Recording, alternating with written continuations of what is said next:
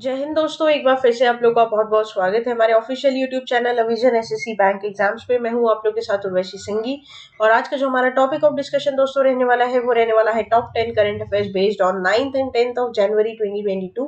आशा करते हैं कि आप लोग सब लोग घरों में बिल्कुल अच्छे होंगे, सुरक्षित होंगे।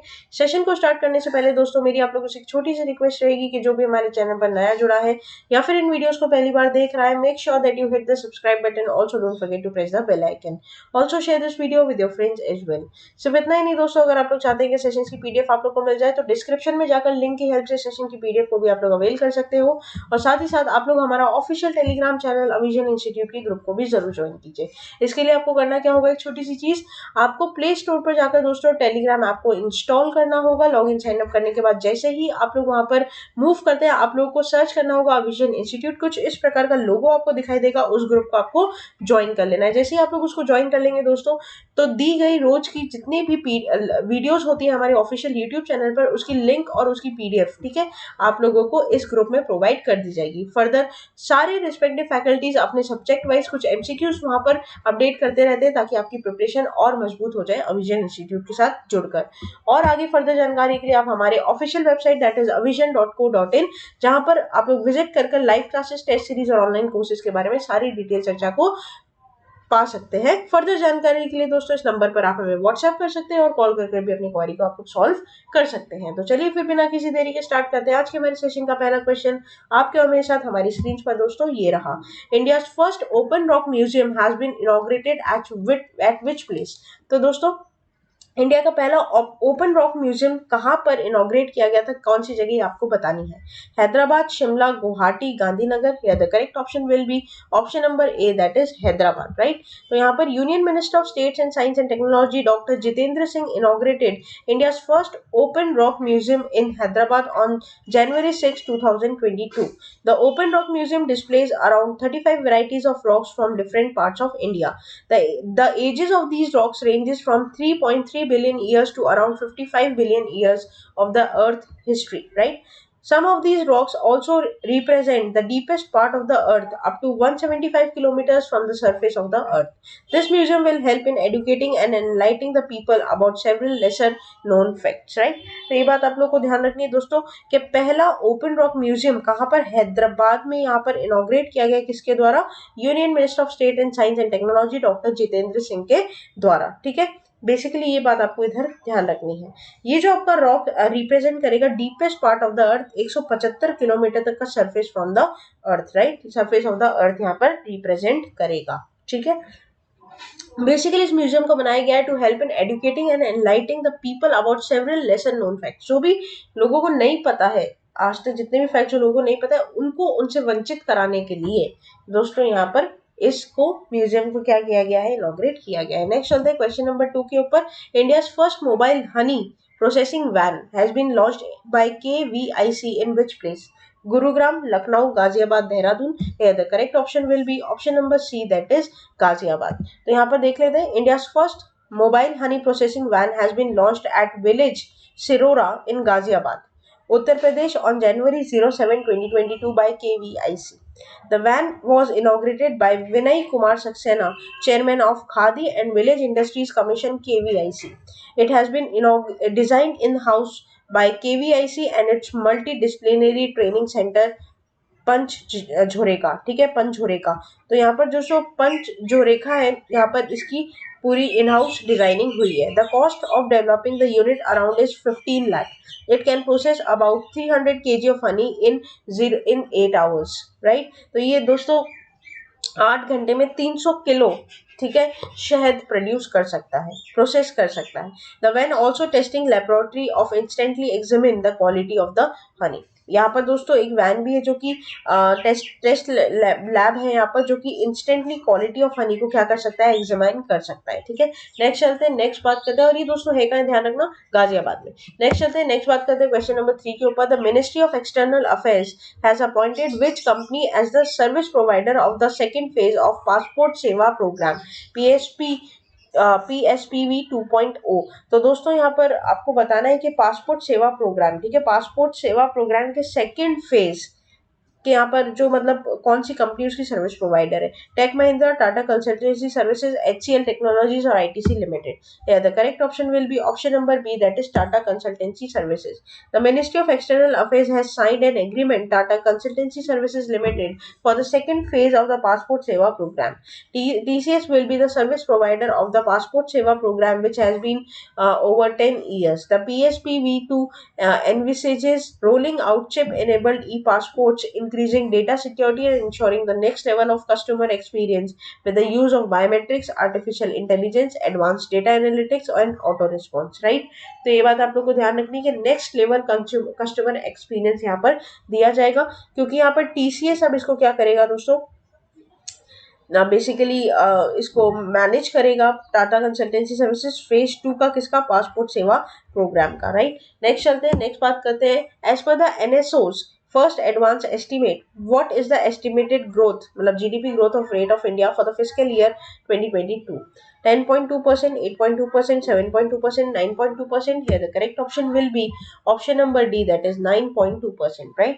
तो यहाँ पर NSO, that is your National Statistics Office, right, जो कि दोस्तों आप लोग की GDP और इन सब की नेशनल इनकम की रिपोर्ट्स बताता है इंडिया में, has estimated the India GDP growth to 9.2% in the current fiscal 2021 to 2022. NSO released the first advanced estimates of economic output January 7, 2022. The GDP estimate for 2020-2021 fiscal was projected as a contraction of 7.3% by NSO. Then in terms of figures, real GDP is 2021 to 2022 is estimated rupees 147.54 lakhs crore against a provisional estimate of GDP for the year of 2020-21 at a rupees of 135.13 lakh crore. right? तो ये बात आप लोग इधर ध्यान रखना। Nominal GDP क्या है, 232.15 lakh crore as against the provisional estimate of GDP for the year 2020-2021 rupees 197.46 lakh crore. Fiscal deficit क्या हो जाएगा, likely to be achieved by 6.8%. right? इतना आपको ध्यान रखना नहीं है दोस्तों, सिंपल सी बात है। पूछ ले अगर एलोसे ने कितना प्रोजेक्ट किया इंडियन इकोनॉमिक ग्रोथ को, 9.2% फॉर द फाइनेंशियल ईयर, इतना 2022 तो सीधी आपको ध्यान रखना है। नेक्स्ट चलते हैं, नेक्स्ट बात करते हैं क्वेश्चन नंबर 5 के ऊपर। Which company, insurance company has launched the awareness campaign बढ़ने बहाने छोड़ो टैक्स बचाओ। ठीक है, तो बेसिकली यहाँ पर कौन सी ऐसी इंश्योरेंस कंपनी है जिसने एक लॉन्च किया कैंपेन, अवेयरनेस कैंपेन, जिसका आपका जो स्लोगन है वो है हैशटैग बहाने छोड़ो टैक्स बचाओ। HDFC ERGO general insurance, Bajaj aliens general insurance, ICICI Lombard general insurance और आपका SBI general insurance. Here the correct option will be option number D, that is SBI general insurance. तो SBI general insurance ने launch किया है awareness campaign title hashtag bahane chodo tax bachao. The campaign aims to increase awareness on how people can save tax by buying health insurance. Hashtag bahane chodo tax bachao will also underline other benefits of opting for health insurance. The campaign consists videos of vox pop format featuring anchor Rudraksh Singh. ये बात आपको ध्यान रखनी, basically ये उसके यहाँ पर ambassador रहे होंगे वॉक्स पॉप के वीडियोस यहाँ पर। ठीक है, जो भी है, हमें जो ध्यान रखना है कौन सी जनरल इंश्योरेंस कंपनी, तो SBI जनरल इंश्योरेंस कंपनी ने यहाँ पर इस कैंपेन को अवेयर किया है, मतलब इनॉग्रेट किया है, लॉन्च किया है, हैशटैग बहाने छोड़ो टैक्स बचाओ। नेक्स्ट चलते हैं, नेक्स्ट बात करते हैं क्वेश्चन नंबर 6 के ऊपर। The multinational exercise sea Dragon 22 comprising 6 Indo-Pacific nations including India has been held at which place? Northern Mariana Islands, Puerto Rico, Guam, US Virgin Islands. Here the correct option will be option number C, that is Guam. तो दोस्तों यहाँ पर India participate किया है US led 6 nations, that is exercise Sea Dragon 2022। Basically ये एक multinational exercise रहेगी दोस्तों at Andersen air force base in Guam in the Western Pacific. The 6 nation navies that are participating in the exercise are the Quad nations, that is your US, Australia, India, Japan, Canada and South Africa. Right? Quad nation तो आपको पता है ना, Quad nation 4 कौन कौन से, US, Australia, India, Japan और उसके अलावा कनाडा और साउथ अफ्रीका ने भी इसमें पार्टिसिपेट किया है। The sea dragon in the US led multinational exercise that focuses on anti submarine warfare training and excellence to operate together in response to traditional and non-traditional maritime security challenges in Indo-Pacific region, right? तो ये बात आप लोग इधर क्या करना, ध्यान रखना। नेक्स्ट चलते हैं, नेक्स्ट बात करते हैं, who has been elected as a new Secretary General of OPEC to replace the incumbent head Mohammad Sansui Barkindo in August 2022. Timipre Sylva, Ashraf बेहनसिन, हेथामाल गियास और Mele Kyari. The correct option will be option number C. तो यहाँ पर दोस्तों international affairs पर news है, definitely important है। तो ओपेक ऑर्गेनाइजेशन ने अपॉइंट किया है हेथम को as its new secretary general. Now this is important, ठीक है। Kuwait candidate will charge from August 1, 2022 for the period of 3 years. He will replace Nigeria's Mohamed Sansui Barkindo, who is serving the post since August 1, 2016. ठीक है। तो currently यहाँ पर जो रहेंगे वो करेंटली जो आपके अलगाइज है वो इंटरनेशनल मार्केटिंग कर रहे हैं केपीसी में, और he is a Kuwait OPEC governor from 2017 to June 2021, right. तो ध्यान रखना कि अब ओपेक के न्यू सेक्रेटरी जनरल कौन बन रहे हैं, उनका नाम आपको ध्यान रखना है, ये इंपॉर्टेंट रहेगा आपके एग्जाम पॉइंट ऑफ व्यू से। नेक्स्ट चलते हैं क्वेश्चन नंबर 8 के ऊपर। Name the incumbent MD and CE of CSB Bank who has announced to take early retirement on health grounds. Madhavan Arvamuthan, C.R.V. Rajaran, Sumit Maheshwari और भामा कृष्णमूर्ति।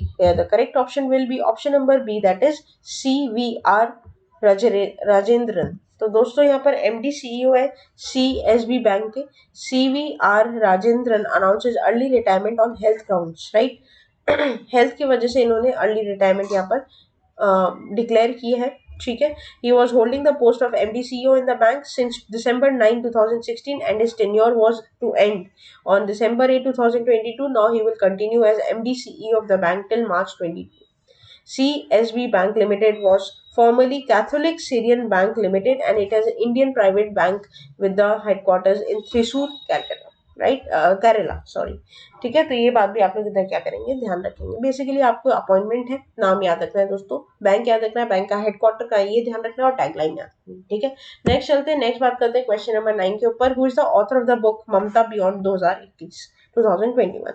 जयंता घोषाल, अभिजीत बैनर्जी, रजनी बख्शी और Jagdish Bhagwati. The correct option will be option number A, that is Jayanta Ghoshal. Book title Mamta Beyond 2021 released on January 24, 2022. The new book titled Mamta Beyond 2021 based on West Bengal CM and Trinamool Congress Supremo Mamta Banerjee was released on January 24, 2022. The book has been written by Jayanta Ghoshal, a political journalist. It has been translated by Arunava Sinha, a fiction and non-fiction translator. Published by HarperCollins, India. The book narrated how Mamta worked tirelessly for the state's poor and disadvantaged, was successfully able to portray herself as a daughter of Bengal. ठीक है, ममता बनर्जी की photo आप देख पा रहे हैं दोस्तों, मुख्यमंत्री है वेस्ट बंगाल की, पश्चिम बंगाल की, और किस तरीके से इन्होंने अपने आप को बंगाल की बेटी साबित किया है, ये इस पूरी बुक में नवाजा जाएगा। नेक्स्ट चलते हैं, last question of this session.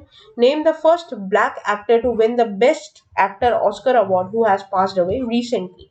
Bill Cosby, Juneta Hardy, Brock Peters, Sidney Poitier. Yeah, the correct option will be option number D, that is your Sidney Poitier, ठीक है। फोटो देख पा रहे हो आप दोस्तों यहाँ पर। वेतरन ब्राह्मण American actor Sydney, who has created history by becoming the first black man to win the best actor award in the Oscars, has passed away and he was 94 years of age. And he has also won the Academy Award for the best lead performance in 1964 for the film Lilies of the Field. Right, तो ये बात ध्यान रखना, पहले black person Oscar जीतने वाले 94 years की उम्र में उनका देहांत हो चुका। और ब्यूचरी है आपके एग्जाम के लिए बहुत इंपॉर्टेंट रहेगी।